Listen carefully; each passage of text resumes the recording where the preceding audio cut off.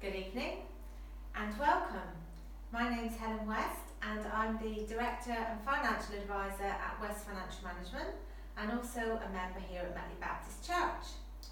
I welcome you all tonight to the Nepal pasty and presentation evening. I had this idea to put this on over a year ago when my husband and I got back after having the wonderful experience of going to Nepal and, for me, back to Garambeshi. I actually visited there with Metley Baptist Church back in 2011, and it was great for me to go back and see how things have moved on, and in some cases how they haven't moved on very much at all. So I'd just like to share a few minutes with you of some of the slides and a couple of videos of the highlights of my trip back in February, especially around the Garambeshi village in the hills and the hospital there. So when we arrived, we flew into Kathmandu and took a minibus, all of us up to Garambeshi village, where that was going to be our home for the next 3 days. So when we arrived, I was expecting to be perhaps in a bed and breakfast, maybe in a building, possibly. I wasn't quite sure where we were going to stay. They made us very welcome with scarves and little posies of flowers, and just nearby were these little sort of hut-like things that looked like the sort of Anderson shelter type arrangements. I thought perhaps they might have been that covered in some plastic, but in fact they were sort of like little plastic tents, very temporary accommodation, which I think have been people's homes for about the last 3 years. But it was very cosy, very dry, very warm, and inside, to share with you, we had a bedroom with little wooden beds, which actually, come about day 3, I actually got used to sleeping on the wooden beds. If you speak to Bill later, I don't think he will agree with you, but he might tell you about the spiders that came to visit that I didn't appreciate, and was keen to leave the tent very swiftly when they arrived in the evenings. The meals that they put up for us were fantastic, wonderful breakfasts, evening meals, typical Nepali food, amazing what dishes they got out of that kitchen with their limited facilities, and their washing facilities was a little way down the hill, literally one pipe and a bowl of water. Absolutely incredible. Here is a picture of the hospital. Roger will tell you that this used to be a cow shed here many moons ago. When I was there in 2011, we had a bit of a rain downpour and we all ended up sleeping on the top floor of what was then the cow shed. This is now the pharmacy downstairs, the local pharmacy, where you can buy medication at a very reasonable price. And then this here was the hospital, was the church that Metley Baptist helped to fund and build, which has since been given up for the hospital, which is the operating room now and delivery room. And a little bit further down the field, they've made the church out of temporary bamboo type construction. And then at the back here we have the 15-bed hospital. What goes on here with the facilities available is absolutely incredible. The dedication of the doctor, Dr. Shiva, and the nurses and all the helpers and support staff is wonderful to see. Very often working and getting paid and not getting paid sometimes. You know, they do have a struggle with their finances. And here's a photo of Dr. Shiva and his lovely wife.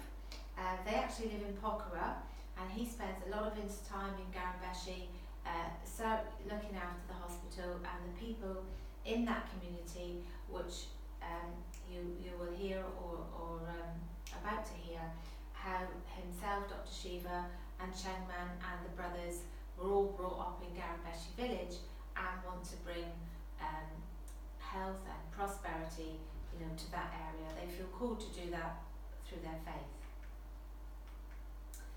Whilst we were there, we got the opportunity to visit the new hospital, which had a grant. We can see that it's got foundations and it's got a roof. but unfortunately the funding didn't fully come through, so they couldn't complete it with the sides and kitting it all out. But we do hope and pray that this new hospital will be finished and will be a 50-bed hospital that will be able to service the local community.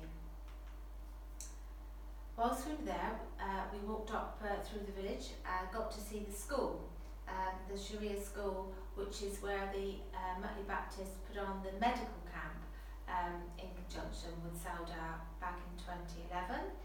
And I was surprised to see actually that one of the classrooms, or more than one of the classrooms, was still there that we used during our medical camp.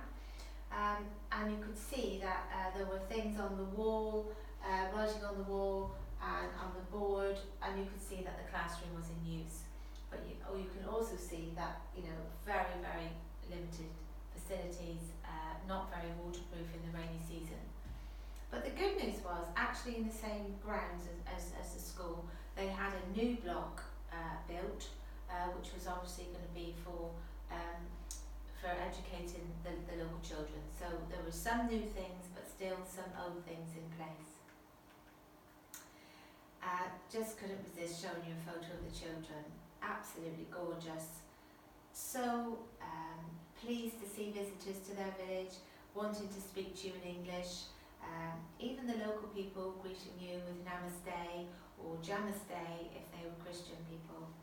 Just wonderful, happy, just lovely people, lovely children. Pokhara is known as the paragliding capital of the world, because I think they have the thermals there for about 8 months of the year. And myself, Becky and Bill got to have a go on the paragliding. So I'd just like to start the video for you so you can see how this works. Oh, too quick.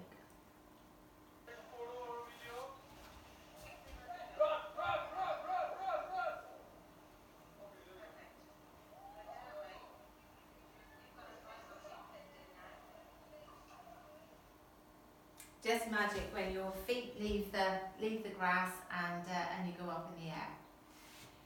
Now this next video, there is a road that goes from Pokhara to Kathmandu and the main road to India. It's got 2 lanes, one going one way, one going the other way. The overtaking is something else. The roads have got loads of potholes. Sometimes you have to stop and give a few, I can't remember what the currency's called, but they just collect some money. I'm not quite sure why they're collecting money, because they certainly don't spend any money at the moment on maintaining it. And just to refer to my notes, it took us 9 hours to go 123 miles. And when I show you this final part of the journey, what it felt like to be in the minibus, you may be able to appreciate the type of journey it was. And there was a lot of hairpin bends as well. It wasn't a straight road. It was like around a few mountains. So, here we are.